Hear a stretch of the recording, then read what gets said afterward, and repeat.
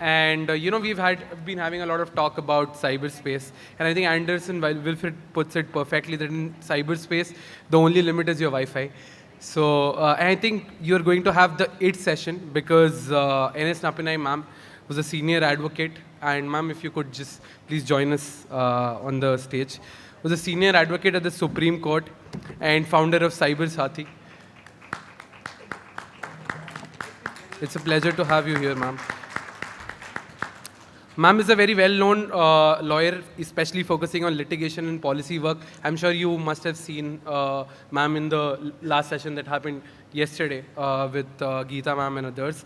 And apart from her social responsibility engagements for training judges, police, armed forces, students and industry, Nappinai ma'am is also an advisor for the Maharashtra Cyber Police and also the senior panel advocate, Central and Western Railways, Government of India. She's also the author of a book, Sassy Tales, published by Oak Bridge, the very organizers of this event. Ma'am, the floor is all yours. Thank you. Thank you so much. I was waiting actually because I wanted to make a grand entrance, but since you insisted that I came on stage, there were two openings I had in mind. The second goes as follows, right? So the topic that's been given to me today is about the cyber wilderness. Do you really believe it's a wilderness out there? Everything is catered to you. Everything in the cyber world is built in such a way that it's convenient for you.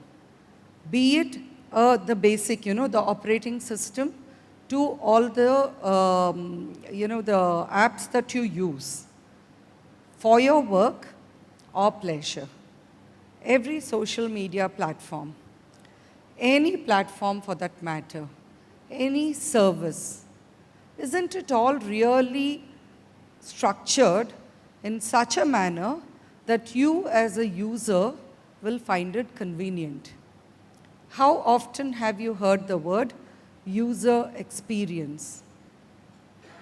If everything is for your convenience, then why is it a wilderness? Isn't it all absolutely easy, ready for you to use, ready for you to adapt to? Right? And this is where you get lulled into a sense of comfort. You start believing that what you're using is for your benefit and is meant, therefore, to keep you safe. And you don't really think about how safe is the domain that you're occupying for better part of the day nowadays. Your day goes more on the cyber domain than it does in your real world, as we call it, right? So when you're occupying this cyber domain, how safe do you think you are? And that brings me to the first opening that I was thinking of, the one which I wanted to make the entry with. I'm just going to give you a small story here, or the start of a story. So here it goes, right? So she runs into a room and quickly shuts the door. She's all, tears are bursting out of her eyes. And as is the classic refrain of every victim, she's thinking to herself, why me? Why have I been targeted? Why have I been victimized? Why was I chosen for something like this? Right? And this is a scenario that's put before you. What would your immediate reaction be to this? Would you not believe that this lady in tears and asking the classic refrain of why me is the victim? Would you not believe she's a woman? She has to be necessarily the victim, not the perpetrator, right? Because look at her, how emotional she is, etc. Now, one of the stories that I adapted in Sassy Tales, which was mentioned in my introduction, that's the book which I wrote for Oak Bridge, and I'm really thankful for the publishers accepting the way the book was structured and flowed, because it was a very different different style of writing for a lawyer. So this is the fictional tale I started off with, and then it leads you to the real tale, which is based on a US case of which the citation is US versus Drew. The case is about the mother of a child. The mother, it's not a child, it's not someone who was, ignorant about law or ignorant about morality or the right and wrong, etc. So the mother of a child believes that her child has been bullied in class by a girl, right? So she assumes a false identity online and then starts building a relationship. So she puts up if the child is 14 years old, so she uses the photograph of a boy who's 14 years old, creates the false identity, builds the relationship with this child, and look at the way her mind works, convoluted to the highest possible level. She breaks the news that this is all false on the 15th birthday of the girl, and also starts this whole exercise of bullying by not only continuously messaging her about why are you even alive, you should die, but also gets other people to push her to death. And unfortunately, the child does take that step and she committed suicide. So one of the first laws that came up in the US is named after this child, called the Megan Mayer Law for against cyberbullying. That law did not go through to finality, but the outcome of that initiative was 40 states, because these fell under the state laws in the US, so 40 states adapted cyberbullying laws immediately thereafter. I'm sure there'll be a lot more states which have adapted it. So the reason I wanted to start with this is to explain that what you see on the internet may not be what it is. What you do on the internet may not be as mild, as tepid as you think it is. Again, I'll use a US example here. When I was writing the article, we all contributed a chapter for Nani Palkiwala's Festschrift, and I was requested to write on social media and the law. So when I was researching for that, and this was something that had never crossed my mind. At no point of time did I believe that anyone, be it a lay person or for that matter a court, would think that crimes in the virtual domain are not really crimes because there are no victims. Because you are doing something in the digital space. Whatever happens, happens on the digital space. The assumption is the consequences are in the digital space, and therefore the physical you, the physical person in this world, in this realm, is not affected, and therefore there is no victim. This is the convoluted logic that not once, but more than once was applied by the US lower courts in deciding cases pertaining to child sexual abuse material.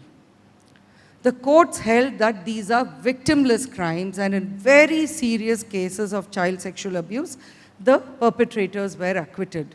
The appellate court had to step in to say, sorry, no, this is not right. It is a crime. You cannot absolve the perpetrators. This is critical because you now have a case that's come out of the Madras High Court, which has made the same mistake in assuming that merely downloading and viewing child sexual abuse cannot be a crime. And in arriving at this conclusion, the court makes this mistake because it is relying on the general law with respect to pornography, where in pornography, we are talking about adult porn, where distribution, selling, etc. is an offense, not viewing. This has been decided by many courts. But the same rationale does not apply to child sexual abuse material. In this, even browsing for it is an offense. Downloading is explicitly mentioned as an offense. The section does not talk about viewing, because if you browse or download itself is an offense, naturally viewing is a higher level of offense. But the court goes into the fact that the word viewing is not there and takes an erroneous stand. Luckily, in fact, I've written on this, and if you want, you can go and read about it. Uh, it was for Hindustan Times, and luckily now the Supreme Court has intervened and has issued notice in this matter. The reason why all these cases are relevant for each one of you is we have lawyers in this room, and you're going to be donning multiple hats. We have adults in this room, and you're going to be donning multiple hats. You have users in this room, you're going to be donning multiple hats. And the hats are going to be these. You're going to be the professional who will be advising somebody. You're going to be the user who has to keep yourself safe and probably your friends and family safe too. You are a family member whose first focus may be to keep your family safe. So how are you going to do that? In fact, when I was thinking about the name for my non-profit, I decided on the name Cybersati for this reason, that when we are in trouble, we don't reach out to family, adult or youngster, more so youngsters, right? We reach out to a friend. Unfortunately, often, we have seen that when the friend is unable to guide correctly, you have heard of these innumerable cases of blackmail or extortion. Often it goes under the name of revenge porn. I don't believe that's an appropriate term, and you don't need a law to tell you that it is an offense. You do not need laws to have taglines which are equivalent to colloquialisms. I'm taking a little detour here to explain this for all my young law friends here, because often many people, even senior people, make this mistake, and therefore I don't want you to fall into that trap. You don't need a section to say cyberbullying. You do not need it to say sextortion. You do not need it to say revenge porn, because the heading is immaterial. Only what is mentioned in the provision is material. If the facts of your case fall within the parameters of that section, then it is an offense. You can seek your remedies. So when I'm talking, therefore, coming back to what I was mentioning earlier, often we have noticed, as a practitioner, as someone who may be called on as a first responder, that people think the easy shortcut is just pay up or do what the person is asking for and be done with it. There was a really sad case down south, and unfortunately it got the tagline of Pollachi sex scandal. It's not a sex scandal. It's an offense, repeatedly done, where after one braveheart girl and her brother decided to file the complaint and the police started investigation, they found nearly, and at the very first instance, there were about 6 perpetrators who were arrested to begin with, if I'm not mistaken, and from their mobiles, even at the first instance, they were able to find 50 victims, 50. That just goes to show that that many victims thought that falling prey to blackmail was the easier alternative. So please don't do that, because then you are not just falling victim yourself again and again, you are then also victimizing others. If the first victim had complained, 49 others could have been saved. Unfortunately, that's not the option that that victim took. So this is the second thing that I wanted to emphasize, and these are all lessons, which is what I've been spreading through Cybersati. Because the way I look at it is, when each one of you know what is the right thing to do, and you're in a position to guide not as a lawyer, not as a professional, but just as a sati, as a friend, then you are that Cybersati. You are the person who can do better, who can save a life, you can save the rights of a person, right? And therefore, I'm sharing these thoughts here very briefly with you all. So the second thing is, know your rights and help others also, know theirs. If somebody thinks, oh, here is a quick buck, I've got this SMS saying if I reply to this, I'm going to get a lottery, I'm going to get this somebody else's inheritance. These were all old tales, I know. But today, the reason I'm mentioning that is, and this is another refrain you will hear from me often, which is that the world revolves on 2 things. Greed, which is what I talked about now, right? The lotteries, etc. But today's criminal chooses the second option, which is fear. And with fear, oh, you're going to lose the money in your bank. You're going to lose your mutual funds. Your bank will be frozen. Your electricity connection will be disconnected. So you have so many, and please be wary of the latest scam. If you're getting a notice from the IB, CBI, or some police accusing you of a terrorist act, and they choose high, okay? You have been involved in a terrorist act, and they're very smart in their choice also. Your Wi-Fi has been used for child sexual abuse material dissemination. Okay? So if you get notices like this, please don't fall prey.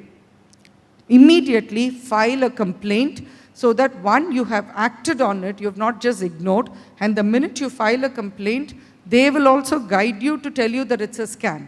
If it is not, they will verify and inform you whether indeed your Wi-Fi has been abused.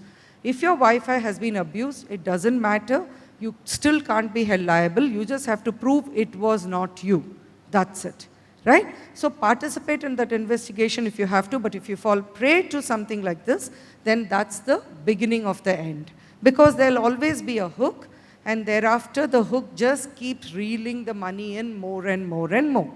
That brings me to the last part of what I wanted to share today, which is every offense, every violation that seems like a violation, that seems like an offense, is an offense, and there will be a provision in law.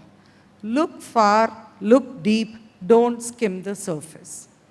We spoke about the new criminal major acts yesterday. So from the IPC to the Bharatiya Nyaya Sanhita, you now have a few more provisions. So one of the critical parts of the BNS is that it includes a lot of provisions to combat cybercrimes explicitly. So financial frauds, the way I spoke about, will now fall under BNS. So you do have your remedies, seek your remedies, and finally, the first story I started with, don't start stereotyping, even in your assumptions. A child cannot commit an offense, a woman cannot commit an offense. I know I'm standing here and saying this, but believe me, these are all stereotypes people fall for very easily. Honey trapping is one of the classic ways of perpetuating a cybercrime.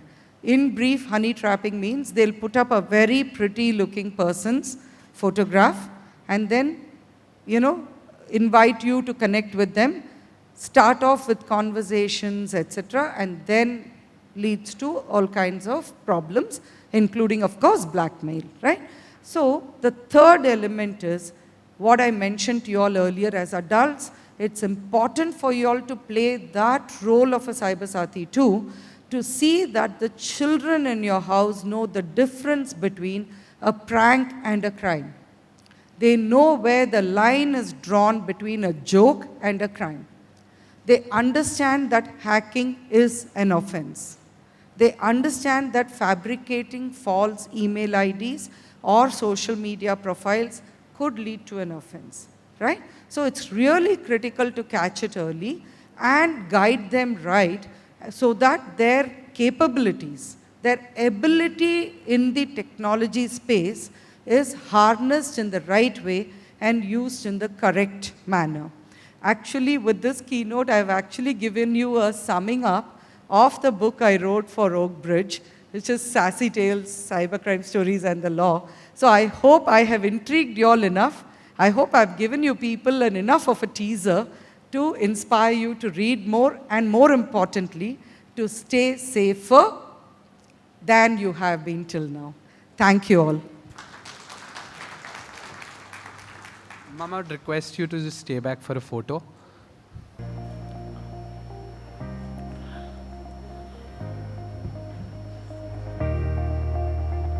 Thank you so much.